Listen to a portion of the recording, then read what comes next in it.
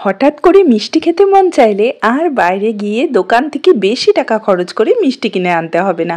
ঘরে থাকা সামান্য কিছু উপকরণেই কিন্তু এতটা সুন্দর নরম তুলতুলে মিষ্টি আপনারা বাড়িতেই তৈরি করে নিতে পারবেন। এই মিষ্টিগুলো এতটাই সফট হয় যে মুখে দিলেই কিন্তু মিলিয়ে যাবে।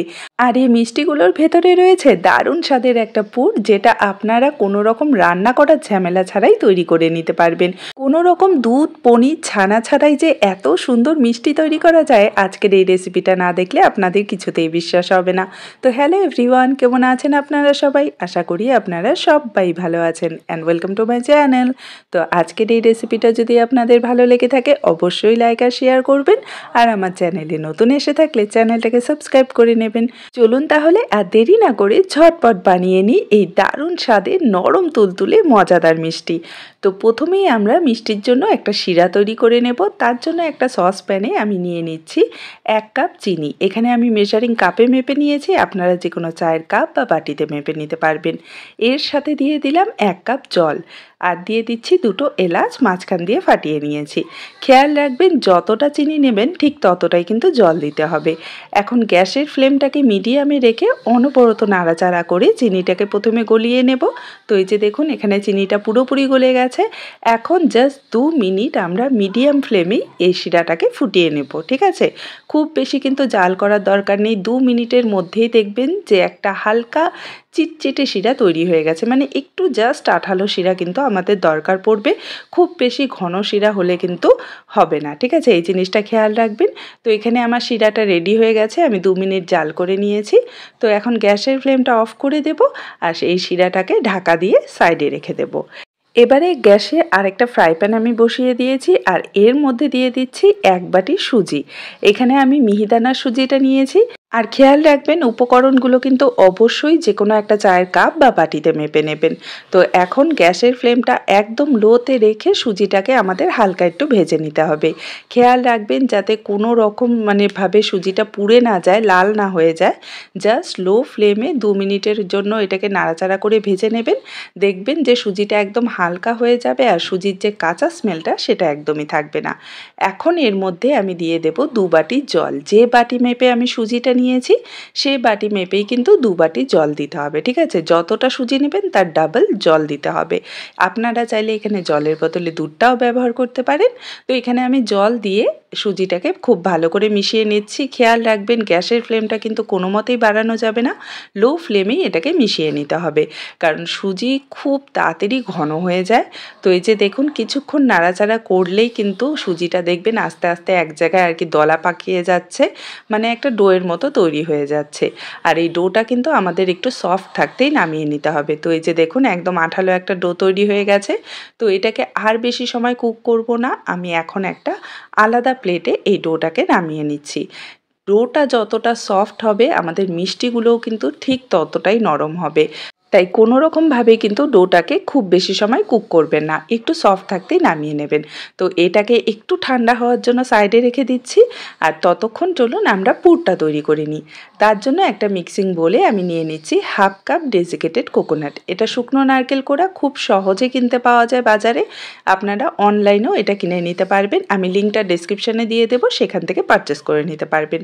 তো 1/2 কাপ আমি নিয়ে নিলাম ডেসিকেটেড কোকোনাট। এখন এর মধ্যে দিয়ে দিচ্ছি আমি কিছু ড্রাই ফ্রুট। এখানে আমি কাজু আর আমন্ড কুচি করে কেটে নিয়েছি। তো এটা টেস্টের জন্য আমি অ্যাড করছি, আপনারা চাইলে স্কিপ করতে পারেন যদি পছন্দ না হয়।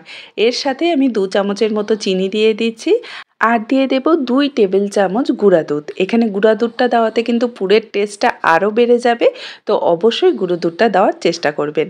এখন সব শুকনো উপকরণগুলোকে একটু ভালো করে মিশিয়ে নিচ্ছি, আর মেশানো হয়ে গেলে আমরা এর মধ্যে সামান্য একটু দুধ অ্যাড করে দেব। এখানে আমি 2 টেবিল চামচ দুধ নিয়েছি, পুরোটা কিন্তু আমি একবারে দিয়ে দেব না, অল্প করে দিয়ে আগে মিশিয়ে নেব, যদি দরকার পড়ে তাহলে আরেকটু দিয়ে দেব।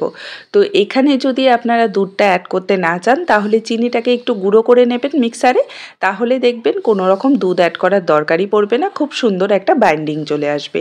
তো এই যে দেখুন আমি সব কিছু ভালো করে মিশিয়ে নিয়েছি, আর আমাদের পুরটা কিন্তু একদম রেডি হয়ে গেছে। এভাবে একবার পুর বানিয়ে ট্রাই করে দেখুন, অসম্ভব মজার লাগে খেতে। তো এটাকে এখন সাইডে রেখে দিচ্ছি, আর অন্যদিকে সুজির যে ডোটা সেটা হালকা একটু ঠান্ডা হয়েছে। তো এখন হাতে সামান্য একটু ঘি নিয়ে নিয়েছি আমি, আর এই সুজির ডোটাকে খুব ভালো করে মেখে নিতে হবে, ঠিক আছে। তো হাতে ঘিটা লাগালে কি হবে, এটা চিপকে যাবে না, মানে খুব সুন্দরভাবে এটাকে মাখা যাবে, হাতে লেগে ধরবে না। তো সামান্য একটু ঘি বা সাদা তেল নিয়ে ভালো করে ডলে ডলে এটাকে আমাদের মেখে নিতে হবে, আর একদম সফট একটা ডো তৈরি হয়ে যাবে। এই যে দেখুন আমি খুব সুন্দর করে কিন্তু মেখে নিয়েছি, আর কতটা সফট একটা ডো তৈরি হয়েছে, ঠিক এতটাই কিন্তু সফট হতে হবে ডোটা, ঠিক আছে। তো এখন সারফেসে আমি সামান্য একটু তেল লাগিয়ে নিচ্ছি, আর এই সুজির যে ডোটা ছিল সেটাকে একটা বড় লেচির শেপ দিয়ে নিয়েছি, এটাকে আমাদের এখন বেলে নিতে হবে। তো বেলার সময় একটু খেয়াল রাখবেন, এটাকে খুব জোরে জোরে বেলতে যাবেন না, একদম হালকা হাতে এটাকে বেলে নিতে হবে, না হলে কিন্তু তলায় লেগে ধরবে, ঠিক আছে। তো অবশ্যই তেল একটু লাগিয়ে নেবেন। তো এখানে দেখুন আমি ভালো করে বেলে নিয়েছি, আর একটা বাটির সাহায্যে আমি গোল গোল করে এটাকে কেটে নিচ্ছি, ঠিক আছে। আপনারা নিজেদের পছন্দ মতো সাইজে মিষ্টিগুলো তৈরি করে নিতে পারেন, আমি আজকে একটু বড় বড় করেই বানিয়ে নিচ্ছি।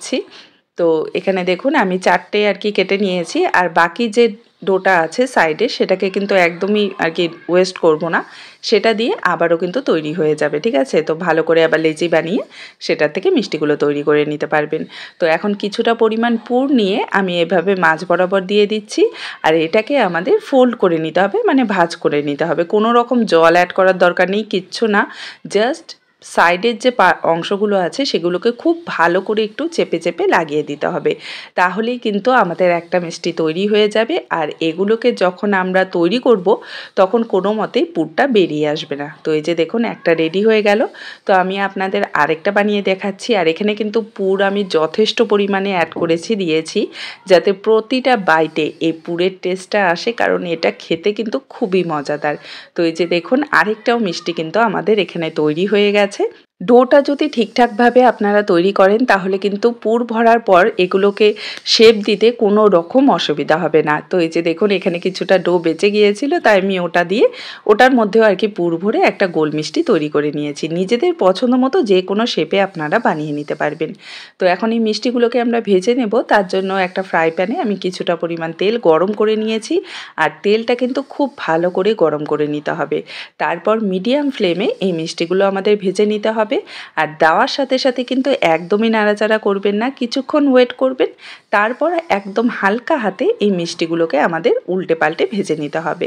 প্রথম দিকে কিন্তু এগুলো একটু সফট থাকে, তাই প্রথম দিকে একটু সাবধানে এগুলোকে উল্টে পাল্টে নাড়াচাড়া করতে হবে, আর কিছুক্ষণ পরেই দেখবেন যে খুব সুন্দর একটা গোল্ডেন কালার চলে আসবে মিষ্টিগুলোর মধ্যে। এই যে দেখুন কত সুন্দর কালার চলে এসেছে।